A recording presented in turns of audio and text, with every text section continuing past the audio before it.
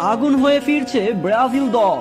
আর নয় ব্যর্থর গান, এবার জয়ের স্লোগান দিয়ে মাঠে নামবে সেলেসাওরা। বিশ্বকাপের পর এবার 2024 সালের কোপা আমেরিকায় টানা ব্যর্থ হয়েছে ব্রাজিল দল, যেখানে কোয়ার্টার ফাইনালে উরুগুয়ের কাছে হেরে এবার বিদায় নিয়েছে ব্রাজিল দল। যেখানে ব্রাজিল দলে খেলতে পারেনি বড় বড় তারকারা, মূলত ইনজুরির কারণেই এবারের কোপা আমেরিকায় দেখা যায়নি ব্রাজিলিয়ান সুপারস্টারদের। ইনজুরির কারণে সম্পূর্ণ নতুন দলকে নিয়ে মাঠে নেমেছিল ব্রাজিল দল। ব্রাজিলের সেরা সেরা খেলোয়াড়রা যেখানে ইনজুরির কারণে মাঠে বসে খেলা দেখেছেন দর্শক হয়ে।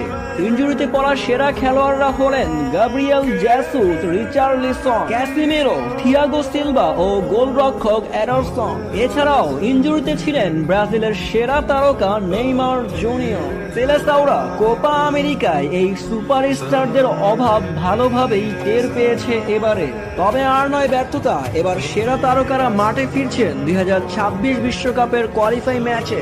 মাঠে দেখা যাবে নেইমার জুনিয়র, গ্যাব্রিয়েল জেসুস ও রিচার্লিসনকে ফরওয়ার্ড হিসেবে। অন্যদিকে আছে